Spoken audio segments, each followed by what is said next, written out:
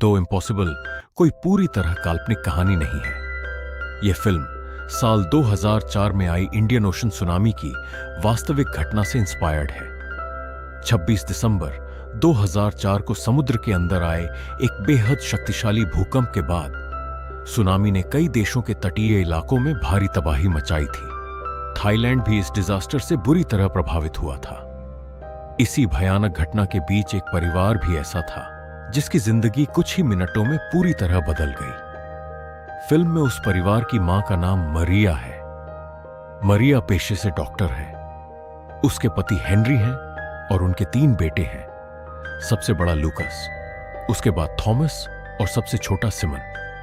और अब कहानी शुरू होती है। थाईलैंड से क्रिसमस का समय है और मरिया हेनरी अपने 3 बेटों के साथ थाईलैंड पहुंचे हैं। इन लोगों ने रहने के लिए समुद्र के बिल्कुल किनारे बना एक खूबसूरत रिजॉर्ट चुना है। चारों तरफ हरियाली, सामने खुला हुआ समुद्र, रिजॉर्ट के बीच में स्विमिंग पूल और आसपास छुट्टियां मनाने आए दूसरे टूरिस्ट्स। छोटे बच्चों थॉमस और साइमन के लिए तो ये जगह किसी जन्नत से कम नहीं है। दोनों स्विमिंग पूल में खेलते रहते हैं, इधर उधर घूमते हैं और अपनी छुट्टियों का पूरा मजा लेते हैं। लूकस सबसे बड़ा बेटा है, इसलिए वो अपने छोटे भाइयों से थोड़ा ज्यादा समझदार है और आसपास होने वाली चीजों पर ध्यान भी देता है। मरिया और हेनरी के लिए भी ये छुट्टियां काफी खास हैं। रोजमर्रा की जिंदगी और काम से दूर दोनों अपने बच्चों के साथ कुछ दिन सुकून से बिताना चाहते हैं। रिजॉर्ट में क्रिसमस का माहौल है। लोग आराम कर रहे हैं, बच्चे खेल रहे हैं, समुद्र शांत है। सब कुछ बिल्कुल सामान्य लग रहा है। लेकिन कहानी यहीं पर एक बहुत बड़ा कॉन्ट्रास्ट तैयार करती है। जिस समुद्र को देखकर ये लोग छुट्टियों का आनंद ले रहे हैं, उसी समुद्र से कुछ ही देर बाद ऐसी तबाही आने वाली है जिसकी किसी ने कल्पना तक नहीं की है। अब तारीख आती है 26 दिसंबर 2004 की। सुबह का वक्त है। रिजॉर्ट में अभी भी सब कुछ सामान्य है। लोग अपने कमरों में हैं, कुछ स्विमिंग पूल के आसपास घूम रहे हैं और कुछ समुद्र के पास अपना समय बिता रहे हैं। मरिया और हेनरी भी बच्चों के साथ आसपास ही हैं, लेकिन अचानक समुद्र का पानी कुछ अजीब तरीके से पीछे हटने लगता है। पहले तो लोगों को समझ नहीं आता कि ऐसा क्यों हो रहा है। समुद्र का किनारा पीछे जाता दिखाई देता है और कुछ लोगों को यह नजारा अजीब जरूर लगता है, लेकिन कोई अंदाजा नहीं लगा पाता कि असल में क्या होने वाला है। और तभी दूर समुद्र की तरफ से एक विशाल लहर दिखाई देती है। धीरे धीरे वह लहर बड़ी होती जाती है, फिर तेजी से रिजॉर्ट की तरफ बढ़ने लगती है। और अब समझ आता है कि यह कोई सामान्य वेव नहीं है, यह सुनामी है। अगले कुछ ही पलों में पानी इतनी तेजी से रिजॉर्ट में घुसता है कि किसी को संभलने तक का समय नहीं मिलता। पानी अपने साथ पेड़, गाड़ियां, लकड़ी, कांच और रास्ते में आने वाली हर चीज बहाकर ला रहा है। जहां कुछ मिनट पहले लोग आराम से छुट्टियां मना रहे थे, वहां अब सिर्फ चीख पुकार और अफरा तफरी है। मरिया और लूकस एक तरफ फंस जाते हैं।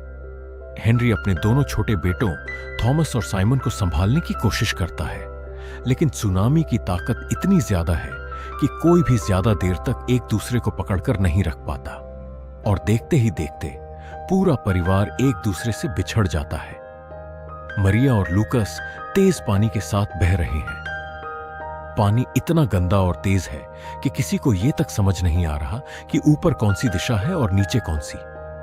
चारों तरफ मलबा है, पेड़ हैं, लकड़ी के टुकड़े हैं, गाड़ियां और दूसरी चीजें पानी के साथ बह रही हैं। मरिया का शरीर कई चीजों से टकराता है और उसे गंभीर चोटें लगती हैं। लेकिन तभी उसकी नजर लूकस पर पड़ती है। लूकस भी पानी में बह रहा है। मरिया खुद बुरी तरह घायल है, लेकिन बेटे को सामने देखकर उसके अंदर जैसे अचानक ताकत आ जाती है। वो किसी तरह लूकस तक पहुंचती है और उसे पकड़ लेती है। लेकिन सुनामी अभी खत्म नहीं हुई। एक और तेज लहर दोनों को अपने साथ खींचती है। मरिया लूकस को छोड़ना नहीं चाहती। काफी संघर्ष के बाद दोनों किसी तरह एक पेड़ के पास पहुंचते हैं और उसका सहारा लेते हैं। मरिया की हालत बेहद खराब है। उसके पैर में गंभीर चोट लगी है और शरीर के दूसरे हिस्सों में भी चोटें आई हैं। लेकिन लूकस अभी उसके साथ है और इस समय मरिया के लिए कुछ समय बाद मरिया और लूकस को एक छोटा बच्चा दिखाई देता है। उसका नाम डेनियल है। डेनियल भी सुनामी में अपने परिवार से बिछड़ चुका है। वह बुरी तरह डरा हुआ है और उसे समझ नहीं आ रहा कि उसके माता पिता कहां हैं। लूकस खुद अपनी मां की हालत देखकर परेशान है, लेकिन मरिया डेनियल को अकेला नहीं छोड़ती। वो उसे भी अपने साथ रखती है।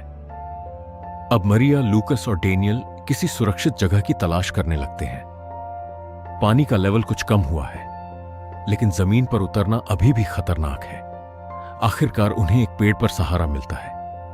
नीचे चारों तरफ तबाही फैली हुई है। जहां कुछ देर पहले रिजॉर्ट था, वहां अब गाड़ियां, पेड़ और मलबा पड़ा है। लूकस को इसी मलबे के बीच एक छोटी सी कोका कोला की कैन मिलती है। वो उसे अपनी मां के साथ शेयर करता है।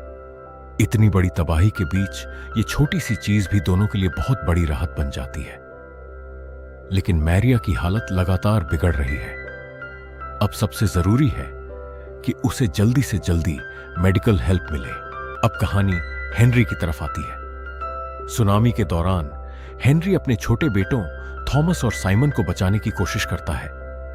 किसी तरह वो दोनों बच्चों को अपने साथ रख पाता है, लेकिन पानी शांत होने के बाद उसे सबसे पहले मरिया और लूकस की चिंता होती है। वो चारों तरफ देखता है, लेकिन दोनों कहीं दिखाई नहीं देते। हेनरी लोगों से पूछता है कि क्या उन्होंने मरिया या लूकस को देखा है, लेकिन हर तरफ एक ही कहानी है। लोग अपने अपने परिवारों को खोज रहे हैं। किसी को अपना बच्चा नहीं मिल रहा, किसी को अपने माता पिता की खबर नहीं है, और हेनरी भी अब उसी भीड़ का हिस्सा है। उसे नहीं पता कि मरिया और लूकस जिंदा हैं या नहीं, लेकिन थॉमस और साइमन उसके साथ हैं। इसलिए वो उन्हें सुरक्षित जगह पर पहुंचाने की कोशिश करता है। उधर मरिया और लूकस को आखिरकार कुछ स्थानीय लोगों की मदद मिलती है। मरिया इतनी घायल है कि ठीक से चल भी नहीं सकती। लोग उसे सहारा देकर आगे ले जाते हैं। लूकस अपनी मां के पास से हटना नहीं चाहता। वो लगातार मरिया को संभालने की कोशिश कर रहा है। आखिरकार किसी तरह दोनों हॉस्पिटल तक पहुंचते हैं, और वहां पहुंचकर पता चलता है कि मरिया की हालत काफी गंभीर है। हॉस्पिटल में भी हालात किसी डिजास्टर जोन से कम नहीं है। हर तरफ घायल लोग हैं। डॉक्टर्स और नर्सेज लगातार मरीजों का इलाज कर रहे हैं। कई लोग अपने रिश्तेदारों को ढूंढ रहे हैं। किसी को नहीं पता कि अगला व्यक्ति जिंदा है या नहीं। मरिया को तुरंत ट्रीटमेंट की जरूरत है।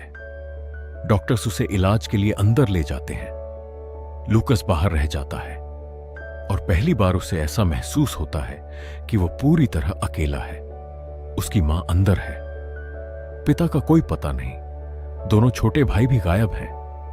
लूकस को यह तक नहीं पता कि वो अपने परिवार को फिर कभी देख पाएगा या नहीं, लेकिन वो अपनी मां को छोड़कर कहीं जाना नहीं चाहता। दूसरी तरफ हेनरी अपने दोनों बच्चों को सुरक्षित जगह पर रखने का इंतजाम करता है।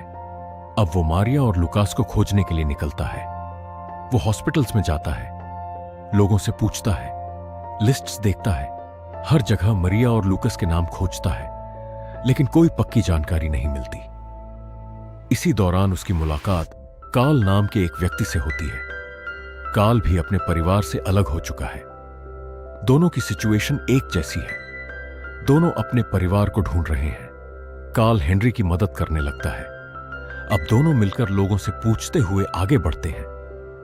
हेनरी के लिए यह तलाश सिर्फ अपने परिवार को खोजने की नहीं है। उसे किसी भी कीमत पर जानना है कि मारिया और लुकास जिंदा हैं या नहीं। उधर हॉस्पिटल में लूकस अपनी मां के बारे में जानकारी लेने की कोशिश करता रहता है। मरिया को ट्रीटमेंट दिया जा रहा है। लूकस को बार बार डर लगता है कि कहीं उसकी मां को कुछ हो ना जाए, लेकिन इसी बीच उसे डेनियल की चिंता भी रहती है। वही डेनियल जिसे मरिया और लूकस ने सुनामी के बाद अपने साथ रखा था। लूकस उसे ढूंढने की कोशिश करता है, और आखिरकार उसे पता चलता है कि डेनियल अपने पिता से मिल चुका है। लूकस को यह जानकर काफी राहत मिलती है, क्योंकि उस भयानक दिन में जहां हर तरफ परिवार बिखर रहे हैं, वह कम से कम एक बच्चे को उसके पिता से मिलते हुए देख रहा है। हेनरी और कार्ल लगातार अलग अलग जगहों पर जानकारी जुटा रहे हैं। फिर हेनरी को एक सुराग मिलता है। उसे पता चलता है कि लूकस शायद जिंदा है। हेनरी के लिए यह बहुत बड़ी खबर है, क्योंकि अब तक उसे नहीं पता था कि उसका बड़ा बेटा जिंदा है या नहीं। वो तुरंत उस तरफ जाने लगता है जहां लूकस के होने की खबर मिली है, लेकिन हॉस्पिटल में पहुंचने के बाद भी उसे तुरंत लूकस दिखाई नहीं देता। वो लोगों के बीच उसे खोजता है, एक एक जगह देखता है, और फिर भीड़ के बीच लूकस की नजर एक परिचित चेहरे पर पड़ती है। लूकस पहले ध्यान से देखता है और फिर उसे यकीन हो जाता है वो उसका पिता हेनरी है। लूकस तुरंत हेनरी की तरफ जाता है। हेनरी भी अपने बेटे को पहचान लेता है और दोनों एक दूसरे से गले मिल जाते हैं। इस पल में हेनरी की सारी बेचैनी कुछ देर के लिए खत्म हो जाती है। कम से कम लूकस जिंदा है, लेकिन अभी भी एक बड़ा सवाल बाकी है, मरिया कहां है? हेनरी को पता चलता है कि मरिया भी इसी हॉस्पिटल में है। अब वो अपनी पत्नी को देखने जाता है। हेनरी जब मैरिया को देखता है तो उसकी हालत देखकर परेशान हो जाता है। मैरिया बहुत बुरी तरह घायल है, लेकिन वो जिंदा है और यही सबसे बड़ी राहत है। मरिया को भी जब पता चलता है कि हेनरी और लूकस जिंदा हैं, तो उसके लिए यह बहुत बड़ा मोमेंट होता है। लेकिन अभी थॉमस और साइमन का पता पूरी तरह क्लियर नहीं है। हेनरी अब अपने दोनों छोटे बेटों को भी लेकर आता है और फिर तीनों भाई एक दूसरे से मिलते हैं। लूकस, थॉमस और साइमन एक दूसरे को गले लगाते हैं। कुछ घंटे पहले ये तीनों एक ही रिजॉर्ट में साथ थे, फिर एक सुनामी ने इन्हें अलग कर दिया था और अब आखिरकार ये फिर एक साथ है। परिवार के बाकी लोग मिल चुके हैं, लेकिन मरिया की हालत अभी भी गंभीर है। डॉक्टर्स समझते हैं कि उसे और बेहतर मेडिकल ट्रीटमेंट की जरूरत है, इसलिए उसे थाईलैंड से बाहर ले जाने का फैसला होता है। उसे सिंगापुर में आगे इलाज के लिए ले जाया जाएगा। अब मैरिया को मेडिकल एयरक्राफ्ट में ले जाने की तैयारी होती है। हेनरी उसके साथ है। लुकास, थॉमस और साइमन भी पास हैं। एक पल के लिए सोचिए, कुछ दिन पहले यही लोग क्रिसमस की छुट्टियां मनाने थाईलैंड आए थे। समुद्र के किनारे एक खूबसूरत रिजॉर्ट में ठहरे थे। बच्चे स्विमिंग पूल में खेल रहे थे और अब वही परिवार एक मेडिकल एवैक्यूएशन के जरिए थाईलैंड छोड़ रहा है। इस पूरी कहानी में डैनियल को भूलना भी आसान है, लेकिन लुकास उसे याद रखता है। वही छोटा बच्चा जिसे मारिया ने अपनी खराब हालत के बावजूद अकेला नहीं छोड़ा था। लूकस को जब पता चलता है कि डैनियल अपने पिता के साथ मिल चुका है, तो उसे राहत मिलती है। और मरिया के लिए भी यह बात महत्वपूर्ण है, क्योंकि उस समय उसने डैनियल को सिर्फ इसलिए नहीं बचाया था कि उसके पास कोई और काम नहीं था। उसने उसे इसलिए बचाया था क्योंकि वो बच्चा भी किसी का बेटा था। जिस तरह मरिया